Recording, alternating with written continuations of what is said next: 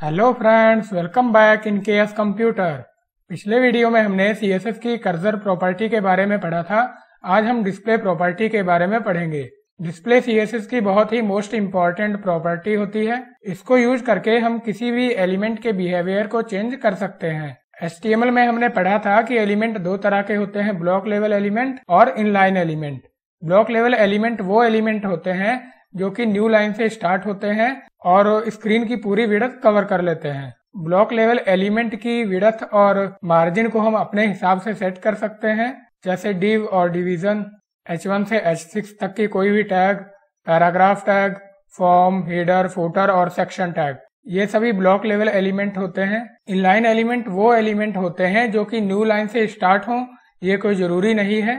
ये टेक्स्ट से related element होते हैं और इनकी विड्थ और मार्जिन को हम अपने हिसाब से सेट नहीं कर सकते। इनलाइन एलिमेंट्स के एग्जांपल हैं स्पैन टैग, एंकर टैग और इमेज टैग। सीएसएस की डिस्प्ले प्रॉपर्टी को यूज करके हम इनलाइन एलिमेंट को ब्लॉक लेवल एलिमेंट और ब्लॉक लेवल एलिमेंट को इनलाइन एलिमेंट की तरह यूज कर सकते हैं।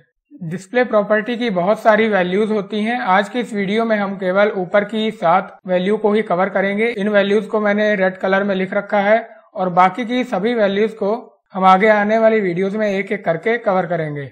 चलिए अब हम देखते हैं कि इन वैल्यूज को प्रैक्टिकली करना कैसे है। तो यहाँ पर मैंने एक index.html फाइल ओपन कर रखी है और इसमें मैंने style.css फाइल को लिंक करवा रखा है और इनका रिजल्ट देखने के लिए मैंने यहाँ पर गूगल क्रोम ओपन कर रखा है। अब मैं यहाँ पर एक H1 टैग ले लेता हूँ और इसमें हम लिखते हैं केएस कंप्यूटर और एक पैराग्राफ ले लेते हैं और उसमें कुछ डमी टेक्स्ट डाल देते हैं और इसको अब मैंने यहाँ पर रिफ्रेश किया तो ये देखिए जो हेडिंग है हमारी वो स्क्रीन की पूरी विड्थ ले रहा है और हमारा पैराग्राफ एक न्यू लाइन से स्टार्ट हो रहा है। मैं इसमें बॉर्डर लगा के दिखा देता हूँ।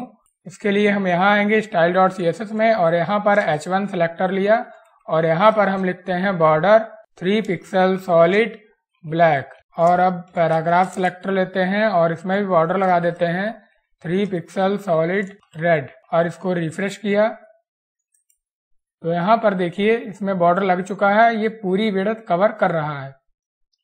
अब अगर हम यहाँ पर एक न्यू पैराग्राफ डालते हैं, इसी पैराग्राफ को हम एक बार कॉपी करके नीचे डाल देते हैं और यहाँ पर इसको मैंने रिफ्रेश किया तो ये देखिए पैराग्राफ हमारा आ रहा है और वो न्यू लाइन में आ रहा है। अब मैं इसमें एक स्पैन टैग लगाता हूँ तो उसके लिए हम यहाँ पर लिखते हैं स्पैन और यहाँ लिख देते हैं दिस इज स्पैन और इसको मैंने सेव किया और यहाँ पर इसको रिफ्रेश करते हैं। इसमें भी बॉर्डर लगा देते हैं तो बॉर्डर लगाने के लिए यहाँ पर लिखेंगे स्पैन और बॉर्डर लगा देते हैं 3 पिक्सल सॉलिड ग्रीन। इसको रिफ्रेश किया। स्पैन टैग उतने ही एरिया को कवर किए हुए है जितने एरिया में इनका कंटेंट लिखा हुआ है। अब अगर हम यहाँ पर कोई दूसरा टैग डालते हैं तो वो इधर बाकी के स्पेस में कवर हो जाएगा। यहाँ पर हम आते हैं और यहाँ पर लिख देते हैं 1 और इसको हम कॉपी कर लेते हैं, यहाँ कर देते हैं 2, यहाँ पर कर देते हैं 3 और यहाँ पर कर देते हैं 4। इसको रिफ्रेश किया तो ये देखिए चारों हमारे स्पैन एक ही लाइन में आ गए हैं।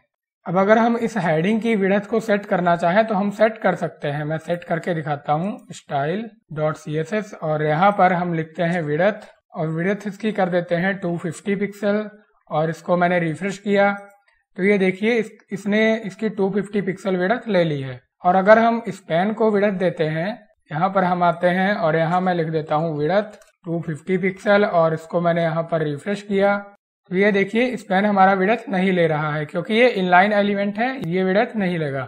अगर हम इसको सेंटर में करना चाहें तो उसके लिए हम इसकी मार्जिन ऑटो कर देंगे। हम यहाँ पर H1 की मार्जिन कर देते हैं ऑटो। ऑटो करने से क्या होगा कि ये लेफ्ट और राइट में बराबर बराबर की मार्जिन छोड़ देगा और H1 हमारा सेंटर में आ जाएगा। ये देखिए सेंटर में आ चुका है। अब अगर हम इसको स्पैन को मार्जिन देते हैं तो ये मार्जिन नहीं लेता। यहाँ पर मैं करता हूँ मार्जिन ऑटो और इसको रिफ्रेश किया तो ये देखिए इसमें कोई भी फर्क नहीं पड़ा। और अगर मैं इसकी मार्जिन को पिक्सल में देता हूँ, 10 पिक्सल मैंने दे दिया तो ये यहाँ पर क्या होगा कि लेफ्ट और राइट में तो 10 पिक्सल मार्जिन छोड़ देगा लेकिन टॉप बॉटम में 10 पिक्सल मार्जिन नहीं छोड़ेगा। इसको रिफ्रेश किया तो ये देखिए लेफ्ट राइट से मार्जिन आ चुकी है, टॉप बॉटम से मार्जिन नहीं आई।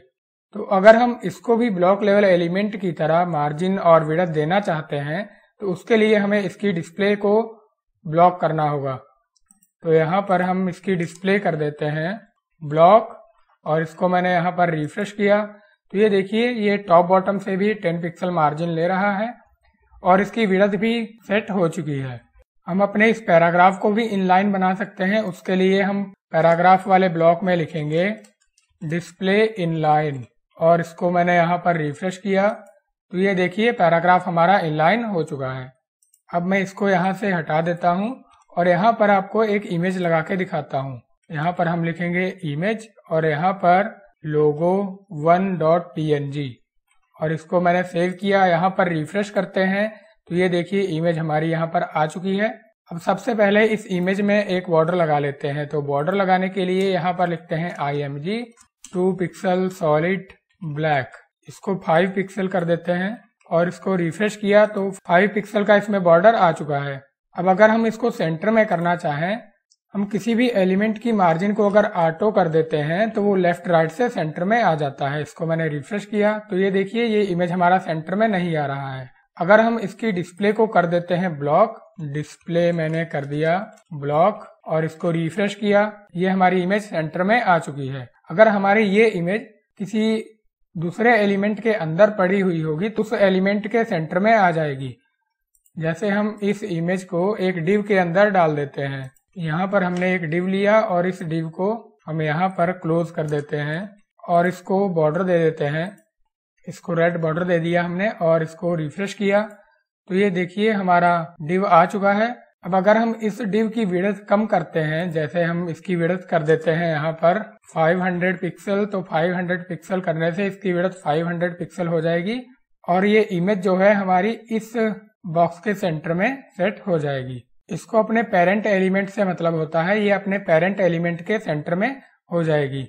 अब हम देखते हैं इनलाइन ब्लॉक वैल्यू के बारे में। तो पहले हम इस डिव को यहाँ से हटा देते हैं और इमेज को भी, और अब हम इसको रिफ्रेश कर लेते हैं। अब हम इन सभी स्पैन को एक डिव के अंदर डालते हैं। डिव हमने ले लिया और यहाँ पर डिव को क्लोज कर दिया और अब हम यहाँ पर डिव को बॉर्डर दे देते हैं। Div border 5 pixel solid black, इसको मैंने रिफ्रेश किया तो ये देखिए 5 पिक्सल का सॉलिड ब्लैक बॉर्डर आ गया है।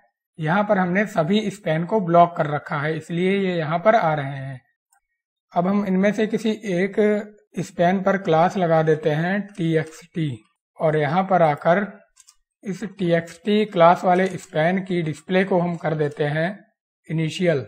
तो इनिशियल करने से क्या होगा कि स्पैन की जो डिफॉल्ट डिस्प्ले होती है वो इसमें सेट हो जाएगी। इसको मैंने रिफ्रेश किया तो ये देखिए बाकी के सभी स्पैन हमारे ब्लॉक ही हैं और ये वाला स्पैन इनलाइन हो चुका है।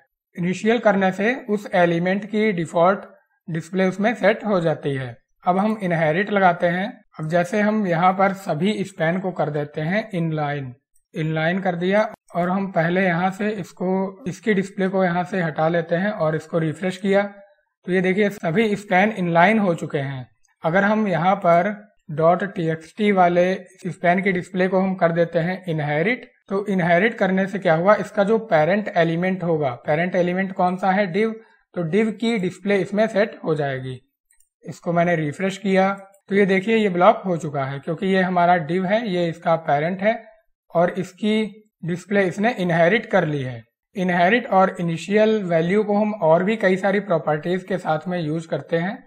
अब हम अगली वैल्यू के बारे में देखते हैं। अगली वैल्यू है इनलाइन ब्लॉक। जैसे कि अगर हम चाहते हैं कि ये हमारे स्पैन जो हैं ये ब्लॉक भी ना हो और इनकी हम विड्थ को भी सेट कर पाए, तो उसके लिए हम इनकी डिस्प्ले को कर सकते हैं इनलाइन ब्लॉक कर दिया और इसको मैंने रिफ्रेश किया तो ये देखिए इनकी विड्थ सेट हो रही है, लेकिन ये इनलाइन ही है। अब इसकी लास्ट वैल्यू के बारे में देखते हैं। लास्ट वैल्यू है इनकी लिस्ट आइटम करने से ये सभी स्पैन हमारे लिस्ट आइटम हो जाएंगे। इसको रिफ्रेश किया तो ये देखिए लिस्ट आइटम हो चुके हैं।